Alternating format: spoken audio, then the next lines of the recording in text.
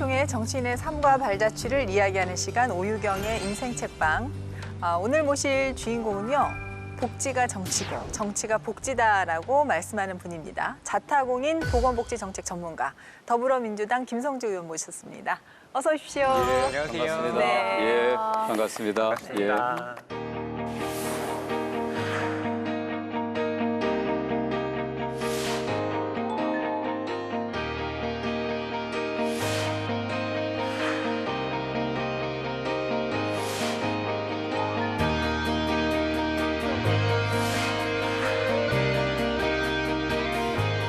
치료제 개발과 백신의 신속한 접종이라고 하는 오랜 과정을 거쳐서 우리는 마스크를 벗을 수 있습니다.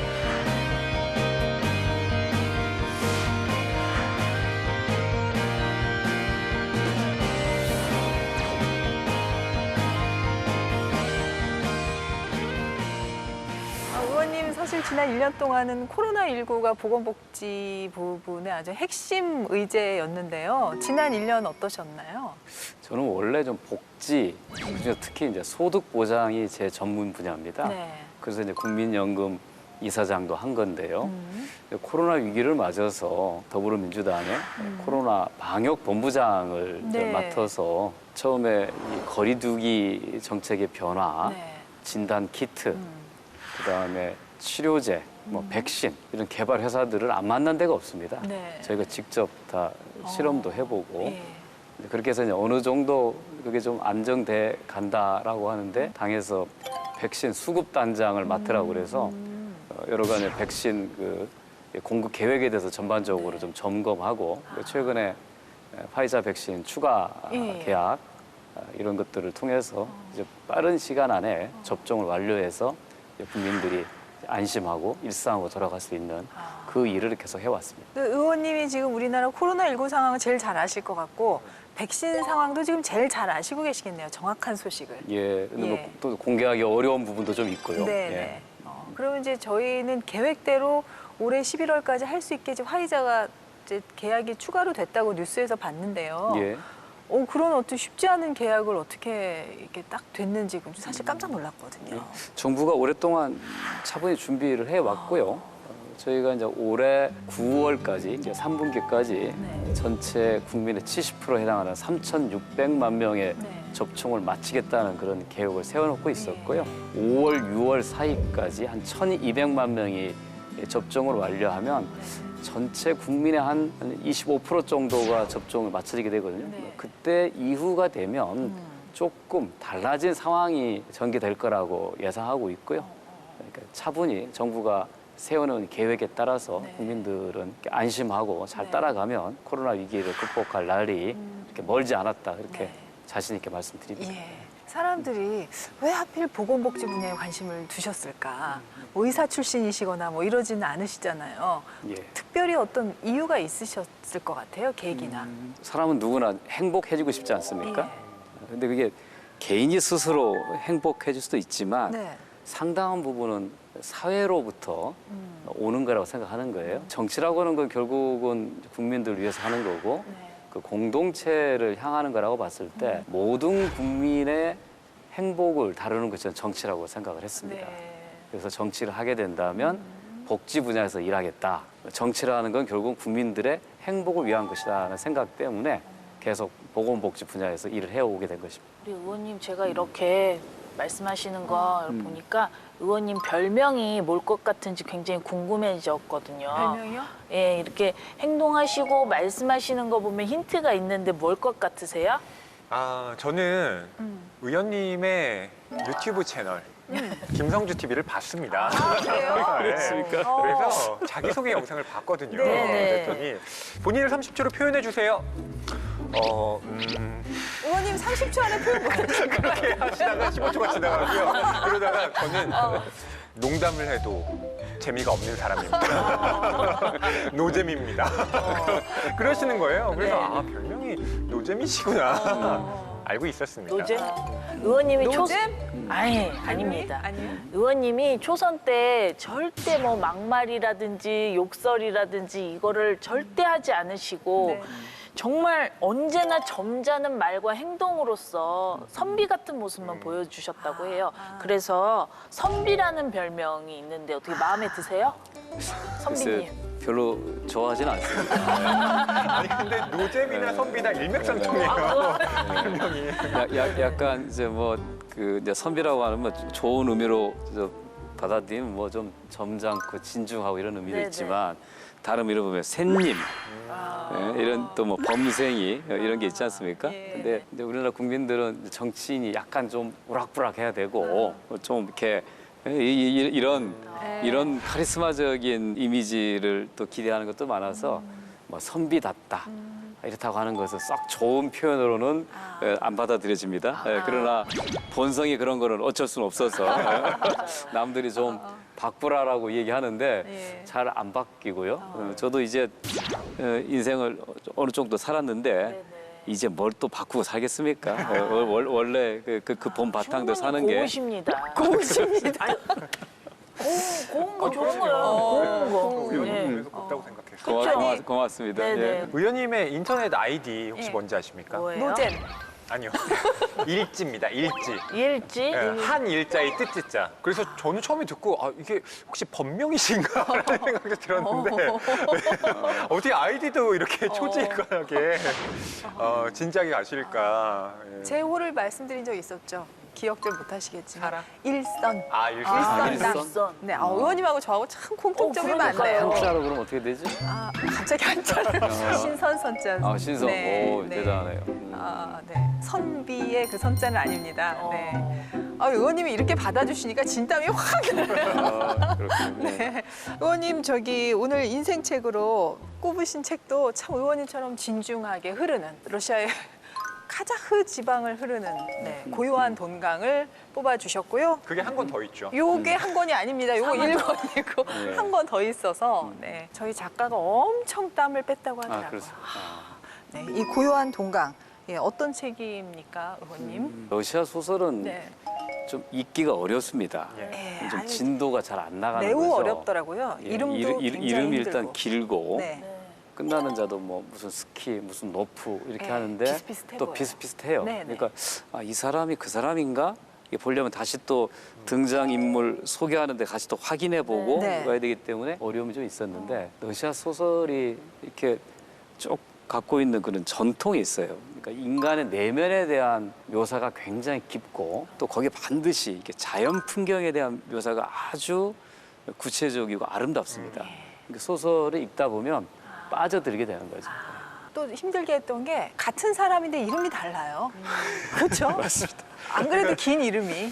우리나라 같은 경우는 네. 권진영이다라고 하면 성은 권이고 이름은 진영이다. 권 씨 아니면 진영 씨.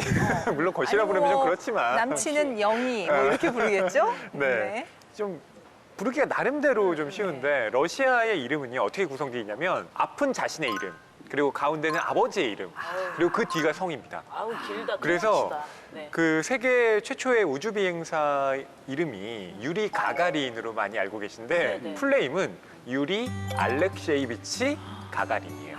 그래서 아버지 이름이 있는 거군요. 맞습니다. 또 러시아 이름은 애칭이 존재합니다. 예. 그래서 애칭은 또 사람마다 부르기 나름이에요. 어. 그래서 애칭이 또 많아서 소설을 읽다 보면 이 사람이 누구였지? 그래서 앞으로 다시 가보기도 하고. 아니, 그러니까 나탈리아라는 네. 여자분이 나오지 않습니까? 주인공의 아내이신데 나탈리아의 애칭이면은 우리 같으면은 리아, 탈리, 그러니까 뭐 뒤에만 나탈리 이 정도로 불러주면 얼마나 이해하기가 쉬워요. 네. 근데 나탈리아를 아크니샤 아, 이게 같은 사람 같아요? 아크시냐? 다른 사람이 나타시카, 아크슈트카, 크슈사. 한 사람이 그렇게 많이 아니 그러니까 진짜 접어가면서 읽지 않으면 초반에는 굉장히 넘어가기가 그렇습니다. 어렵다. 속도가 잘 안 나요. 예. 네. 우리 허위평론가께서는 그럼 이 긴 장편 소설, 네, 노벨 문학상까지 수상한 이 책을 네. 좀 간단하게 요약을 좀 해주시기 바랍니다. 사실 이 책을 고르셨다는 의원님을 참 많이 원망했습니다. 그럴 수 있어요. 예. 미안합니다. 저도 문학도이긴 하지만 네, 네.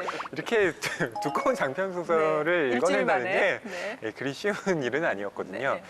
이 책은 1928년에 1권이 출간됐습니다. 네. 숄로우프라는 작가가 썼는데 1940년에 4권을 완간하면서 12년 동안 쓴 작품이에요. 제1차 세계대전부터 러시아의 이제 격변기를 다루고 있는데요.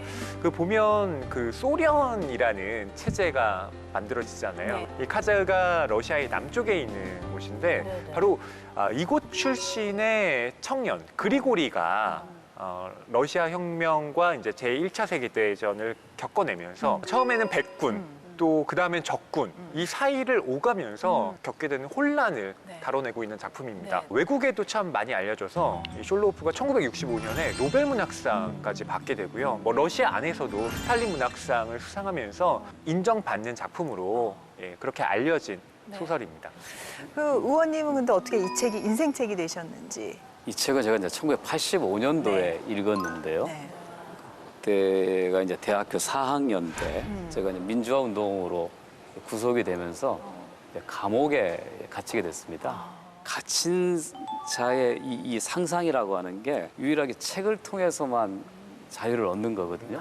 이게 딱딱한 이론서보다는 이와 같은 소설이 굉장히 상상력을 자극해 주는 거죠. 그래서 제가 뭐 황석영의 장기산이라든가 또 박경희의 토지 또는 이제 조정래의 태백산맥 네. 이런 소설들 읽으면서 외국 책도 한번 읽고 싶다. 우리가 한 번도 가보지도 못한 그 추운 나라라고 하는 러시아의 이 노벨 문학상 수상작을 저희가 받아서 또 읽게 된 것입니다. 그 당시에 감옥 안에서 읽은 책들인데 그 중에서도 지금 말씀하신 책들 다 너무나 좋은 유명한 책들인데 그 가운데서도 고요한 돈강을 인생책으로 꼽으셨잖아요. 예. 뭐가 더 독특하게 와닿는 게 있으셨나요? 그리고 이제 우리가 가보지도 않고 또 경험하지 못한 이 얘기를 이제 소설 속으로 들으면서 타임머신을 타고 1910년대에 러시아로 가는 거죠. 그리고 거기에 살고 있는 농민 또 평범한 그 사람들의 감정과 이입되는 기회를 가질 수 있다는 것이죠. 근데 그때 그 느낌이 너무도 강렬해서 지금도 여러 좋은 책들이 있지만 꼭 이 책을 한번 권하고 싶다 한 것입니다. 이 책에 가장 많이 몰입됐었고 감옥 생활이 가장 덜 힘들게 느껴지셨나 보다. 이 책 읽는 동안. 저 가슴을 졸이면서 막 숨이 가빠서 읽었던 거죠. 이걸 네. 읽으면서요? 예. 아, 그러셨구나. 의원님이 말씀이 마치 러시아 소설처럼 자꾸자꾸 빨려 들어간 느낌이라서 책을 그럼 이제 하나하나 좀 살펴보도록 하겠습니다. 고요한 돈강 멈추지 않는 역사의 물줄기. 자, 먼저 뜯어보죠. 러시아 혁명과 카자흐.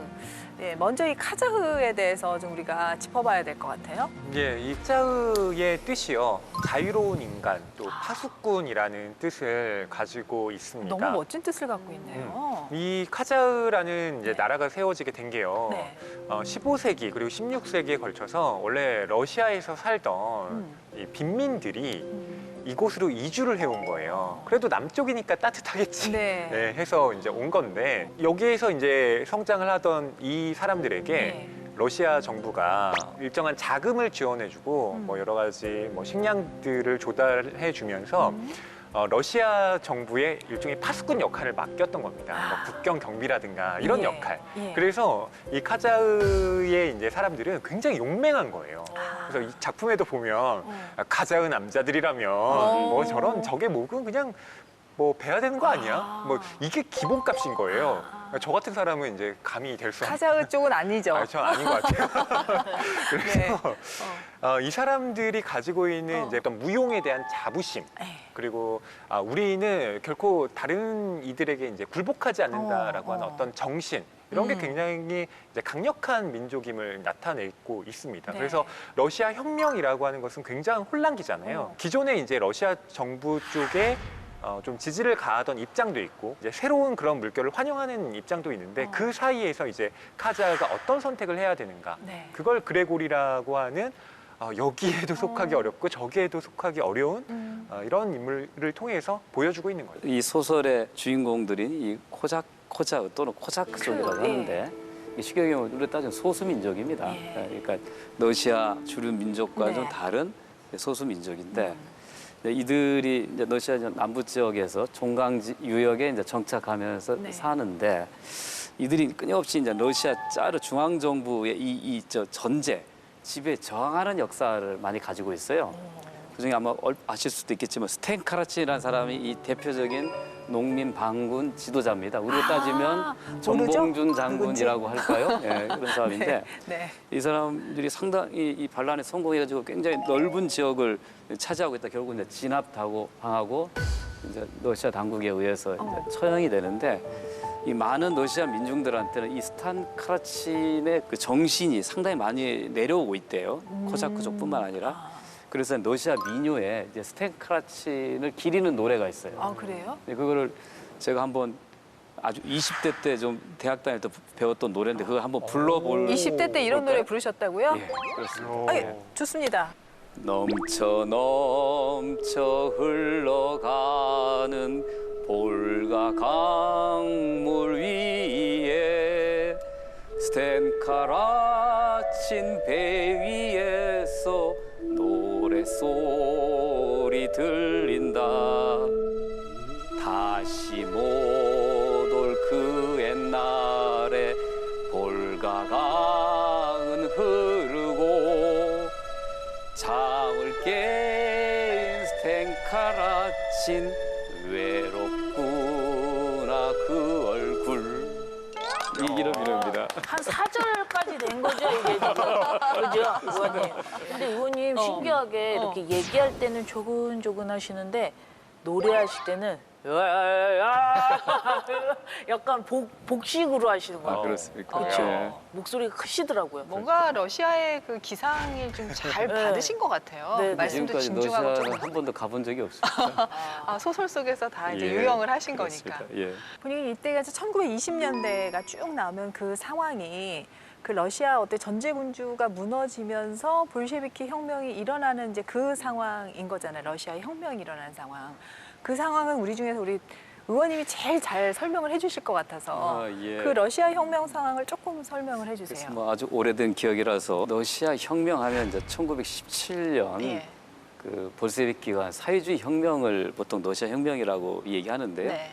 실제로 이제 역사학계에서 러시아 혁명이라고 하면 짜르 체제를 무너뜨린 1905년 1차 혁명과 네. 1917년의 3월 혁명, 11월 혁명 이 세 가지를 묶어서 네. 러시아 혁명을 이해합니다. 프랑스 혁명은 어떻게 보면 근대 자본주의와 민주주의를 확립시킨 시민 혁명이라면 러시아 혁명은 사회주의 체제가 최초로 인류상 등장한 예. 혁명인데 이 러시아 혁명을 겪고 난 다음에 모든 나라의 혁명 운동도 일어납니다. 우리나라도 1919년 3.1 운동을 네. 이러한 그 러시아 혁명의 영향으로 해석하는 역사학자들이 많습니다. 그만큼 그래요? 전 세계의 어떤 피압박 민족이라든가 노동자 계층 이런 사람들의 저항 운동을 이렇게 활성화시킨 게 아마 러시아 혁명의 영향이라고 볼 수가 있습니다. 아, 그렇군요. 그런데 저기 카자흐 민족 같은 경우는 아예 그 이 안에서 보면은 이 러시아 혁명의 열풍을 비껴나간 건지 별로 그쪽에는 영향을 안 받고 그냥 어떻게 보면은 좀 이식된 느낌이라고 할까? 이 소설 안에서 보면은요. 러시아가 오랫동안 이제 짜르 전제 체제 지배 아래 있었지 않습니까? 네네. 거기에 이제 다양한 소수 민족들이 억압을 받고 있었고요. 특히 이제 농노라고 얘기하는 농민들이 불만이 많았죠. 이제 네. 끊임없이 이제 저항을 했었는데 카자흐 지방도 뭐 예외는 아니었습니다. 카자흐 사람들은 한편으로는 농민으로서 내 땅을 소유하고 싶은 욕망이 있고 근데 그 땅마저 갖고 있지 못한 빈농들은 지주로부터 땅을 갖고 싶은 이제 그런 게 있었죠. 카자흐 지방뿐만 아니라 모든 러시아에서도 그와 같은 혁명의 기운들은 다 있었던 거죠. 돈 지방의 코자크 사회도 그로부터 벗어날 수는 없었던 거죠. 그래서 어떤 사람은 일찌감치 이 볼세비키에 가입해서 네. 공산당 운동한 사람이 있고 네. 어떤 사람들은 백군이라든가 또는 뭐 지주의 편에 서서 그에 반대하는 반혁명군을 하면서 서로 간에 죽고 죽이는 이런 그 우리로 따지면 이제 동족 살육 전쟁을 비극적으로 겪었던 거죠. 여기서 묘사된 거 보면은 그 안에서 한 마을 안에서 막그 백군 적군이 좀 나누기도 하고 그런 거죠. 예, 그렇죠. 그러니까 우리나라의 뭐 6.25 때 상황, 네. 예, 그리고 뭐 그 분단 이전에도 워낙 그 치열한 이데올로기 대립이 있었잖아요. 네. 그걸 투영해 보시면 이해가 편하실 수도 있는데요. 전 지구적으로 그때는 새로운 사상을 가지고 어떤 게 우리를 더 행복하고 우리를 더 잘 살게 할 것인가라는 논쟁이 가장 치열했던 그런 시대가 아니었나라는 생각이 들어요. 의원님 이제 학창 시절 82학번이시잖아요. 예. 그때만 해도 우리의 가장 큰 목표가 정말 민주화를 지금 쟁취하는 그런 부분이었던 시대였는데 의원님이 그때 한운동 하셨던 것 같아. 지금 옥중 생활 하셨다고 하다 맞아요. 보니까 예. 어떻게 이제 그 어떤 생활을 보내셨는지 궁금해요. 그 당시에 청년이라면 비슷한 고민들을 다 겪을 수밖에 없었는데요. 뭐 저 역시 학문을 하기 위해서 역사학을 공부하기 위해서 이제 대학에 들어갔다가 억압된 이제 현실을 목격하면서 네. 또 특권과 부정을 보면서 뭔가 우리 사회가 이대로 가서는 안 되겠다.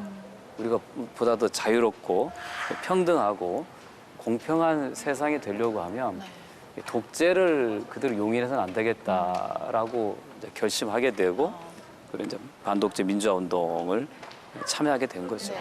지금에 와서 뭐 왜 그랬냐라고 물어보면 그 당시 그런 상황이라면 가슴에 뜨거운 피가 흐르는 사람이란 누구나 그렇죠. 그랬을 것이고 예, 예. 똑같은 상황이 된다면 또 그럴 것이다라고 하는 이제 그런 생각을 갖고 있습니다. 네. 어떤 면에서 보면 본인은 그 고난을 이렇게 기꺼이 다 감수하지만 가족들한테는 되게 좀 어려운 고통을 많이 안겨줬죠. 네. 부모님 입장에서는 되게 놀라셨을 것 같아요. 그냥 저희가 지금만 봬도 이렇게 범생이시고 공부 열심히 하셔서 늘 공부 좀 그만해라 할 때까지 공부하셨을 것 같은데 서울에서 공부하러 간 우리 아들이 민주화 운동을 한다는 것을 어떻게 아셨는지도 궁금하거든요. 아들이 열심히 공부하고 있는 줄 아셨겠죠. 이거 데모한다는 걸 상상이나 했겠습니까? 결국은 구속되고 난 다음에 아신 거죠. 그러셨구나. 예, 당연히 어머니도 그 현실이 믿기지 않겠죠. 내 아들이 어떻게 그런 일을 했을까? 고향에 플랜카드 하나 붙으셨을 텐데 대학 그러게요. 갔을 때 동네 인물 전주는 났다고. 그렇게 작은 시골은 아니어서 그랬나요? 그런 어쨌든 간에 네. 이제 힘든 강옥 생활 동안에 가장 저한테 위안과 격려와 용기를 주신 게 바로 어머니였습니다. 어머니가 매일 교도소에 먼 길, 2시간 걸리는 버스 타고 전철 타고 그 면회를 다니시면서 아들의 얼굴을 한번 확인한 거. 그게 이제 어머니한테는 유일한 위안이었고 저도 네. 그때 용기를 많이 얻었죠. 그러셨군요. 사실 우리나라가 이제 당시에 산업화해서 민주화로 이제 이행하는 그런 과제를 안고 있었던 나라였는데 이제 의원님 같은 젊은 청년들의 힘이 굉장히 컸던 거 아닙니까? 지금 미얀마 사태도 지금 그런 지금 상황에 있는 거고 그래서 많이 참 애를 쓰셨는데 너무 안타까운 거는 그 시위 중에 좀 또 부상도 크게 입으셨다고 들었어요. 뭐 날려본 사람은 아닙니다만 꽤 시위 쪽에 제가 전문가입니다. 그래요? 경험이 말씀을 풍부한. 이렇게 느리셔갖고 행동을 이렇게 하시면 좀 힘드셨을 텐데 이렇게 걱정되고. 겁을 줘도 왜 이러십니까? 이러셨을 것 같거든요. 아, 예, 뭐 그렇다고 해서 또 맞기도 많이 맞았습니다. 이제 시위 경험 많은 사람들은 검거를 잘 피하는 노하우도 좀 있습니다. 그래서 저도 2번 감옥살이까지 한 시위 베테랑인데 그때 시위 도중에 경찰한테 잡혀서 맞았는데 이게 운 나쁘게도 허리에 금이 갔어요. 그때는 병원에 이제 이송되고 난 다음에 다시는 내가 일어나지 못하겠구나. 왜냐하면 하반신에 일체 감각이 없었으니까 몸을 움직일 수 큰일 날 없었고. 뻔하셨군요. 근데 아무튼 기적적으로 한 2달 정도 요양하고 난 다음에 네. 재활에 성공했는데 그때는 좀 암울했죠. 지금은 회복해서 이렇게 정상적인 생활을 할 수 있는 것이 그야말로 다행으로 생각을 합니다. 아무리 나라와 국가를 또 위하는 그 순수한 마음에서 했다고 해도 본인이 만약에 그로 인해서 돌이킬 수 없는 피해를 입게 되면 그 마음의 상처가 얼마나 깊겠습니까? 치유가 안 될 것 네. 근데 의원님 정말 다행이세요. 예, 그냥 담담합니다. 네. 자, 멈추지 않는 역사의 불줄기 2번째 넘어가겠습니다. 갈림길에 선 그리고리. 네. 그리고리의 얘기를 이제 해야 되겠네요. 그리고리는 이제 제1차 세계대전에 징집이 돼서 네. 거기에서 뭐 많은 공훈을 세웁니다. 그러다가 또 혁명군에 네. 가담을 하게 되면서 뭐 또 활약을 하게 되는데 문제는 뭐 혁명군이라고 해도 뜻이야 뭐 대의가 있지만 네. 그들이 저지르는 어떤 행위가 너무 폭력적이다라는 걸 체감하게 되고 거기를 떠나서 다시 반혁명군에 가담하게 됩니다. 그래서 그리고리는 그러니까 말하자면 진영을 자꾸 옮겨 다니면서 여기에서도 환영받지 못하고 저기에서도 환영받지 못한 그러니까 자기 개인의 능력은 좀 뛰어날지 몰라도 현실의 물결 안에서 계속 표류했던 인물이기도 해요. 또 네. 사랑에서도 풍운아이기도 했습니다. 갈림길입니까? 예, 그래서 이 사람은 아니, 뭘 선택해야 되는 건지 아니, 사랑에서는 그래도 조금 예, 확실한 선택을 해줬으면 좋았을 텐데 네, 예, 그런 면에서 좀 독자들이 이 그리고리에 대해서 예, 약간 어우 복장 터져 막 이렇게 생각이 드실 수도 있는 네, 인물이에요. 네. 의원님하고 좀 다르지 않습니까? 막 이랬다 저랬다 막 왔다 갔다 하는 인물하고 의원님 보시면서 굉장히 속이 답답하셨을 것 같은데요. 저는 한 번 뜻을 세우면 바꾸지 않거든요. 그러니까요. 제가 얘기했던 일지라고 하는 아명처럼 쓰는 예. 게 이제 한 가지 뜻으로 살자, 일관되게 살자, 왔다 갔다 두리번거리지 말고. 네, 그런데 저도 이 소설 읽으면서 그리고리의 번뇌가 느껴져요. 나도 저 상황이라면 그렇게 고민했겠다. 왜냐하면 이 사람이 무슨 신념을 가지고 적군이 되거나 백분이 된 게 아니에요. 그냥 동네에 들어왔으니까 우리 뭐 같이 가자? 같이 가. 이랬다가 해보니까 아니야. 그리고 또 딴 데로 가. 근데 여기 가보니까 여기도 또 아니네? 그런 번민하는 그런 그 삶이 이 소설 속에 잘 나타납니다. 의원님이 이제 그리고리를 표현한 부분이라든가 고요한 동강 안에서 우리 시청자분들께 좀 소개하고 싶은 구절이 있으시면 좀 해주시겠어요? 예, 저 때는 이 책이었습니다. 여러 권으로 이 나왔었군요. 책이었는데 이제 이게 이제 크게 통합 대책가 나왔는데 예. 그 중에 그레고리가 1차 대전 때 러시아 오스트리아의 전쟁에 참가해서 처음으로 오스트리아 병사를 죽음에 이르게 하는 그 장면 묘사가 있습니다. 네. 제가 잠깐 읽어보겠습니다. 오스트리아 병사 하나가 총도 없이 비틀거리면서 뛰어가고 있었다. 그는 병사를 따로잡았다. 정신없이 군도를 쳐들었다. 그리고는 병사의 관자놀이를 향해 내리쳤다. 그레고리 눈과 오스트리아 병사의 눈이 부딪혔다. 죽음의 공포를 담은 눈이 꿈쩍도 하지 않고 그레고리를 응시하고 있었다. 이윽고 오스트리아 병사는 천천히 무릎을 꿇었다.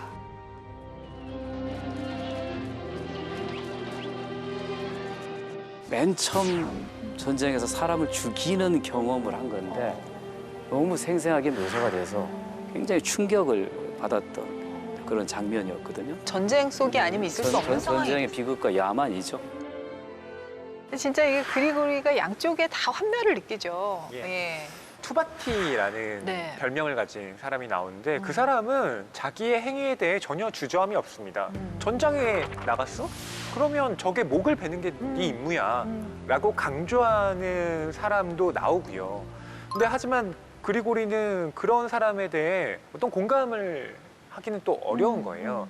왜냐하면 이 사람은 죄책감이라고 하는 걸 가진 인물이기 때문에 그러한데 그래서 나중에 이렇게 토로합니다. 나는 남의 피를 뒤집어 쓴 채 살아가고 있기 때문에 누군가에게 동정심을 느낄 수조차 없게 되어버렸어. 나는 그야말로 무서운 인간이 되고 말았어라고 자책을 하는 장면도 나오는데 이렇게 보면 이 작품이 얘기하고 있는 어떤 휴머니즘에 대한 생각도 해보게 돼요. 전쟁에 참가했던 병사들이 그런 비슷한 류의 이야기들 하는 거 여러 번 다큐멘터리나 뭐 이런 데서 많이 봤어요.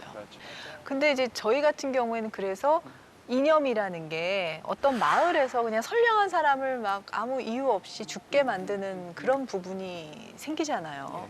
그리고 그런 전쟁 상황, 또 사상이 다른 전쟁 상황에서 더 끔찍하게 벌어지는 것 같은데 어떻게 보면 그런 이념에 갇힌다는 거에 대한 어떤 우리가 경각심을 좀 가져야 되는 거 아닐까라는 예. 생각도 들거든요. 그래서 이제 우리도 이제 소위 유교라고 하는 이제 이념에 따른 전쟁을 치렀다고 이제 흔히 이해를 하잖아요. 근데 그게 단순히 사상과 이념의 차이가 아니거든요. 네. 근데 그 뒤에는 이해관계가 있는 거죠. 고요한 동강에 나오는 같은 마을 사람들이 서로 다른 편이 돼서 서로 죽고 죽이는 경험은 상당히 많이 있었던 맞아요. 겁니다. 예, 근데 익숙했어요. 그들이 정말 그렇게 이념적인 차이가 크거나 사상이 투철하냐면 그렇지 않거든요. 그렇지 않죠. 평범한 이웃집 사람이었는데 어느 날 갑자기 다른 선택을 함으로써 네. 서로를 죽이지 않으면 내가 살 수가 없는 그런 야만의 전쟁을 들어간 거죠. 그래서 전쟁을 이야기하면서 흔히 성스러운 전쟁 얘기하는데 저는 성스러운 전쟁이라는 건 없다. 그러니까 모든 전쟁은 야만이고 폭력이다. 그래서 전쟁이라고 하는 게 어떻게 인간성을 파괴하고 영혼을 해치는지 이 소설이 전 잘 보여주고 있다고 생각하거든요. 어떻게 정치인의 길로 이제 접어들게 됐는지 그 부분이 사실 굉장히 궁금하거든요. 저 스스로 선택에 대해서 예. 저도 궁금한데요. 네. 그래요? 이게 뭐 많은 분들이 저 외모를 보면서 학자의 모습인데 어떻게 정치를 하게 됐냐는 질문을 참 많이 하게 됩니다. 네. 20대에 갖고 있었던 이상과 열정을 실현하지 못했다는 아쉬움이 생활이 편안해지면 편안해질수록 계속 저를 스스로 괴롭혔던 거죠.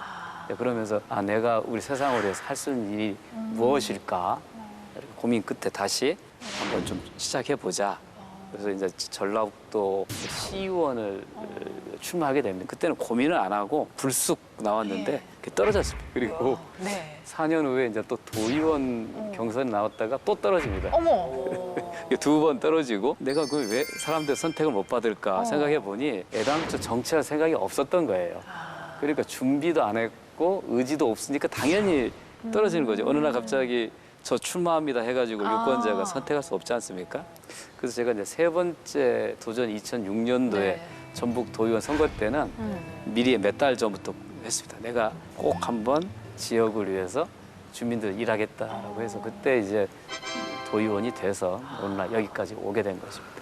삼세판이라고 그 3번째는 각오가 좀 남다르셨을 것 같아요. 그러니까 2번째는 그냥 아무 생각 없이 나간 거고요. 네, 네, 3번째는 그래도 좀 고민을 그렇죠. 한 거, 준비를 한 거죠. 그 정도 됐을 때는 이제 길이 확실해야 본인 스스로에게 이 길이 확실하다고 생각을 하고 준비를 하셨겠죠. 이렇게 편하게 행복하게 살다 보면 그렇게 인생이 끝나겠구나. 그렇게 하기에는 내 가슴이 너무나 뜨겁다. 그래서 뭔가 우리 사회를 위해서 내가 뭔가 헌신할 게 없을까. 이렇게 다시 또 찾았던 거죠. 도의원 시절에 좀 가장 보람 있었던 일은 무엇이었나요? 예, 작은 도서관 육성 사업을 한 겁니다. 네. 그러니까 이 도서관이라고 하면은 내 집 가까이 있으면서 언제든지 맘만 먹으면 가까이 갈 수 있는 곳이어야 되는 거거든요. 네, 네. 근데 이제 그런 도서관은 도시에 많지 않습니다. 그래서 저는 걸어서 5분 내에 있는 도서관을 많이 만들자 이런 생각을 오래전부터 해와서 도의원이 되자마자 제일 먼저 작은 도서관을 많이 만들자라는 이제 운동을 했습니다. 그래서 이제 전라북도에 의해서 그 사업이 추진이 되면서 네. 작은 도서관만은 전국에서 제일 많은 곳이 됐어요. 특히 아이들이 가기 좋은 공간이 된 거죠. 그게 가장 보람 있는 일이었습니다. 좋습니다. 멈추지 않는 역사의 물줄기, 돈강을 중심으로 펼쳐지는 이야기. 자, 마지막 저희는 희망의 끈이라는 단어로 뽑았습니다. 여기 주인공 우리가 그리고리 얘기했는데 진영 씨 같은 경우는 이제 이 그리고리의 희망의 끈은 뭐였을 것 같아요? 아무래도 사랑하는 사람이 아니었을까 싶어요. 저도 집에 이제 애증의 관계인 사람이 한 명 있잖아요. 근데 사랑과 미움이 함께 그럼요. 번져가는. 사랑과 전쟁. 네. 근데 정말 밉다가도 또 급한 일이 생기거나 하면은 그분이 제일 먼저 떠오르거든요. 의원님도 그러시지 않으세요? 아내분이 가장 먼저 생각나시죠? 아무래도 그럴 수밖에 없죠. 네. 가장 가까이 살고 있고 네. 또 외롭거나 어려울 때 위안이 돼주는 게 결국은 가족 아니겠습니까? 근데 이렇게 이제 우리 진영 씨나 의원님 한 사람이 떠오르잖아요. 네네. 근데 그리고리는 아까 얘기한 것처럼 그것도 갈림길이라서 그럴 때 두 사람이 떠오르는 거잖아요. 왜 그랬을까? 가지가지 했었고 보면. 좀 말씀을 드리자면 네. 그리고리가 이웃집에 살던 유부녀 야크시냐에게 마음을 빼앗긴 거예요. 그리고리의 아버지가 우리 아들 빨리 결혼시켜야겠다라고 해서 나탈리아라는 여성과 혼인을 맺습니다. 근데 문제는 이렇게 결혼을 한다고 해서 자신이 야크시냐에게 가졌던 연정이 사그라지지 않는다는 거예요. 또 야크시냐 역시 그리고리를 좋아해요. 그래서 결국 그리고리는 자기의 본래 가정을 버리고 야크시냐와 함께 도망칩니다. 네. 그러다가 전쟁에 출전한 이 그리고리의 빈자리를 야크시냐에게 다른 남자가 또 생기게 되면서 그리고리는 또 나탈리아에게 돌아옵니다. 또 그런 와중에 또 아우 난 야크시냐를 못 잊겠어라고 해서 예, 또 그녀에게 가고 나탈리아는 결국 그리고리의 세 번째 아이를 임신하고 있었는데 낙태를 하다가 목숨을 잃게 돼요. 그래서 그리고리는 엄청난 죄책감에 사로잡히게 되고 또 야크시냐와의 그 사랑 역시 비극적인 종말을 맞게 됩니다. 야크시냐가 총에 맞아서 사망을 하게 됐거든요. 의원님도 그 부분 재밌게 읽으셨습니다. 이제 러시아 소설의 네. 약간 전통인 것처럼 보이기도 하는데 네. 굳이 왜 사회주의 혁명 이후에 저명한 소설가가 네. 왜 그런 얘기 썼을까 예. 하면 이제 이 사회주의 리얼리즘, 사회주의 사실주의라고 하는 게 있습니다. 근데 그거는 실제 있는 일을 가지고 소설 속에 담기도 하지만 예. 일습 법한 얘기를 다룸으로써 그 있는 그대로의 현실을 묘사하는 그런 이제 소설적 기법에 여기에 전쟁이 있고 뭐 혁명이 있고 예. 사랑이 있는 거죠. 그래서 사랑은 다양한 유형의 사랑이 있는 거기 네. 때문에 그런 것들이 이제 소설의 플롯을 형성하는 걸로 그렇게 이해합니다. 의원님 같은 경우는 대화를 조금 나눠보면 알겠지만 무슨 일 하나 하시면 굉장히 정확하게 하실 것 같죠? 각도기. 네, 진짜 정확하게 하실 것 같은데 사실은 이제 19대 때 국회 끝나시고 초선을 잘 마무리하시고 그 뒤에 국민연금공단 이사장을 역임하셨어요. 근데 국민연금공단 이사장이라는 곳이 정치인 출신이 가는 거 굉장히 좀 이질적으로 느껴지는데 네, 처음이었죠. 그 업무를 굉장히 또 잘 하셨으니까 그 보건복지 분야 재정 문제 이런 것도 정말 환하게 다 지금 꿰고 계실 것 같고 그때 많이 도움이 되셨다면서요. 예, 제가 복지 쪽, 소득 보장 쪽에 제 주 전문이라고 했지 않습니까? 근데 이 기금 운용은 금융이지 않습니까? 네. 예. 그러니까 금융에 대해서는 저희가 경험이 없었으니까 처음에 임명됐을 때 금융에 대해서 전혀 전문성이 없는 정치인 출신이 낙하산으로 임명돼서 이게 제대로 국민 노후기금을 관리할 것인가에 대한 이제 걱정이 상당히 많았습니다. 있었죠. 예. 예. 근데 실제로 제가 운이 좋게 제가 있는 재임 기간 2년 몇 개월 동안에 국민연금 설립이 30년입니다만 가장 높은 실적을 기록을 했습니다. 완전히 뭔가 보여주셨네요. 예, 작년 같은 경우가 최고 11.3%, 작년이 9.7%, 이렇게 해서 연 2해 동안 10% 안팎의 수익을 올린 적이 한 번도 없거든요. 그래서 이제 국민들이 보험료로 낸 이 국민연금 기금이 그 운용을 잘해서 네. 굉장히 많이 불려놨습니다. 현재는 한 883조 정도 되는데요. 그 정도면 세계에서 세 번째 큰 손입니다. 그런가요? 국민연금 많이 불려놓으셔야 돼요. 예, 저희 많이 지금 나이 불려놨습니다. 들어가지고 예. 다 이렇게 지금 프리랜서로 일하고 있지 않습니까? 저도 국민연금밖에 남은 게 아무것도 없습니다. 예, 의원님 저기 21대 국회 어떤 분야는 내가 이런 정책은 좀 만들어놔야겠다 생각하고 계세요. 목표로 하는 것은 모두가 누리는 나라입니다. 그러니까 제가 모두라고 하는 모든 국민이고요. 네. 누린다고 하는 것은 혜택을 받는 뜻이거든요. 그걸 이제 복지국가라고 흔히 이제 표현을 하는데 네. 저는 그 말보다는 모두가 누리는 나라를 만드는 게 사실 제 정치적 이상이자 목표거든요. 다시 21대 국회에 들어와서도 국민 한 사람이라도 소외되거나 혜택을 받지 못하는 그런 사각지대가 없는 그러니까 모든 국민들에게 기회를 주고 누릴 수 있는 그런 나라를 만드는 것이 제 목표입니다. 권지정 씨 의원님과 함께한 시간 어땠어요? 노잼이라고 예. 아까 그래서 노잼인 줄 알았는데 예. 이제 정치적으로는 국민들에게 꿀잼을 주시는 우리 의원님이 아닌가 맞아요. 예. 싶습니다. 앞으로 예. 더욱더 꿀잼을 느끼게 해주십시오. 네. 네. 고맙습니다. 네. 허위평론가 이 책을 좀 정리해 주세요. 네, 이 책이 우리나라에 좀 많이 알려지기가 좀 쉽지 않았던 네. 시대의 배경이 좀 있습니다. 워낙 우리나라가 반공주의가 강했기 때문에 뭐 스탈린 문학상을 받았어? 이게 굉장히 걸렸던 거예요. 예. 그래서 이 작품이 1949년에 어. 현덕 선생에 의해서 이제 일부 정도가 번역이 됐고 그 이후에 의원님이 읽으셨던 1985년에 1월 서각이라는 출판사에서 이 책이네. 소설이 나왔던 겁니다. 네네. 근데 얼마 안 있다가 소련이 붕괴했잖아요. 그래서 이 소련 문학, 이른바 러시아 문학에 대한 관심도가 또 급격히 사그라들어요. 그래서 저는 오늘 의원님의 이 인생책이 또 러시아 문학, 또 소련 문학에 대한 예. 이 사람들의 관심을 좀 불러일으킬 수 있지 않을까. 예, 개인적으로 그런 좀 바람을 가져보기도 했습니다. 네. 의원님, 이제 우리 시청자분들한테 하고 싶은 메시지가 있으시면 좀 해주세요. 예, 오늘은 사실 우리 국민들한테 상당히 좀 생소한 러시아 소설 고요한 동강, 솔로프 작가의 소설을 제가 추천했는데요. 제가 20대 초반의 나이에 이 소설을 읽으면서 한 번도 가보지 못한, 경험하지 못한 그 나라의 다른 시대의 그 사람들을 통해서 인간이 살아가는 모습이라고 하는 건 다 비슷하거나 또 전쟁을 겪고 또 혁명의 소용돌이에 쌓이면서도 기본 인간이 추구하는 공통의 가치가 있다. 네. 그건 저는 행복하고 싶다는 거거든요.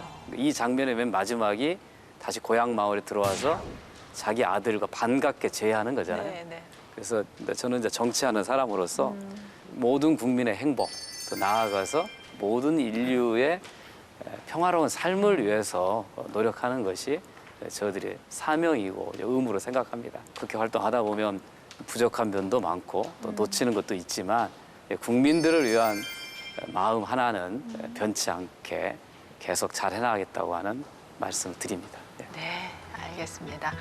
정말 고요한 돈강처럼 진중하신 우리 더불어민주당 김성주 의원과 함께한 시간이었습니다. 나와주셔서 감사합니다. 감사합니다. 예, 고맙습니다. 예.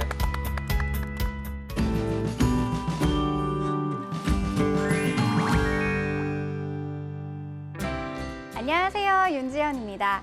국회도서관이 추천하는 새로 나온 책과 다양한 추천 테마 도서 소개하는 오늘 뭐 읽지? 오늘은 각 분야 전문가의 책 리뷰 만나보는 시간 금주의 서평 기다리고 있습니다.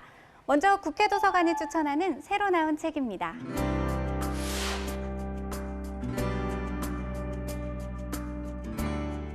조개 껍데기부터 구리, 금, 은, 종이, 플라스틱, 가상화폐에 이르기까지 인류 역사 가운데 수많은 변화를 거듭해온 돈의 모습.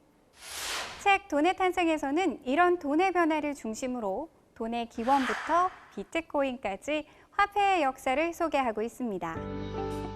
문명의 발생과 더불어 태어난 돈이 그동안 어떻게 발전해왔고 또 앞으로 미래의 화폐는 어떻게 달라질지 파란만장한 5,000년 화폐의 역사가 궁금한 분들에게 책 돈의 탄생을 추천합니다. 사람들을 공간에 머물게 만드는 힘은 물건이 아니라 그곳에서 향유할 수 있는 라이프 스타일에 있다. 로컬은 이를 구현할 수 있는 최적의 장소다. 다음은 전 세계의 매력적인 도시들을 돌아보면서 한국의 골목길 문화를 발전시킬 수 있는 방안을 오랜 기간 연구해온 연세대학교 국제해학대학원 모종린 교수가 쓴 책입니다. 저자는 스마트폰 하나면 다양한 콘텐츠를 마음껏 누릴 수 있는 시대지만 사람들은 여전히 오프라인만이 줄 수 있는 경험과 감성, 커뮤니티를 요구한다고 말하는데요. 사람과 돈이 모이는 도시의 비밀, 온라인이 대체할 수 없는 로컬 콘텐츠의 힘에 대해 더 자세히 알고 싶다면 책 머물고 싶은 동네가 뜬다를 읽어보시기 바랍니다. 독서의 길잡이가 돼줄 전문가의 서평 만나보는 시간 금주의 서평. 과연 이번 주에는 어떤 서평이 준비되어 있는지 한번 알아볼까요?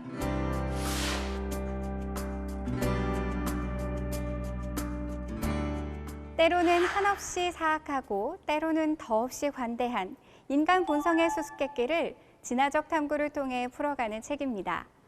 하버드대학교 진화생물학자 교수이자 저명한 진화인류학자 리처드 랭엄은 이 책에서 풍부한 연구를 바탕으로 강한 야만성에 맞서는 사회적 관용과 통제의 필요성을 설득력 있게 주장하고 있습니다. 서평자 전 경성대학교 행정학과 황수연 교수는 인간은 왜 집단 내에서는 관용적이고 집단 간에는 갈등을 일으키는가? 인간은 어째서 선하면서 악한가? 라는 질문에 대해 저자는 반응적 공격에 대항하는 선택과 주도적 공격에 대항하는 선택의 차이에서 그 답을 찾고 있다고 책의 내용을 정리해 소개하고 있는데요. 강한 야만성에 맞서는 사회적 관용과 통제의 필요성에 대해 자세히 알고 싶은 분들에게 이 책을 추천합니다. 다음은 우리나라 최초의 광장이자 근현대사가 담긴 역사적 사건의 중심지, 서울광장에 주목한 책입니다. 초대 서울연구원장을 역임한 최상철 서울대학교 명예교수와 전북연구원장을 지낸 한영주 지역도시계획연구원장이 공동 집필한 책으로 서울광장을 중심으로 서울시청 일대 지역의 역사적 형성 과정을 재조명하고 있습니다. 서평자 서울시 도시계획 상임기획단 김세신 단장은 책에서 특히 흥미로웠던 지점으로 서울광장의 기원을 일제에 의해 지어진 현재 서울시청인 경성부청사의 앞마당으로 보지 않고 대한제국의 전궁인 경운궁이라고 주장한 부분을 꼽으며 조선 총독부가 1912년 도시계획 사업을 추진하면서 광장 공간을 확보한 것이 서울광장의 기원이라고 보았다며 책의 내용을 정리하고 있는데요. 서울광장의 역사적 의미와 도시적 가능성을 재발견하고 싶은 분들에게 이 책을 추천합니다.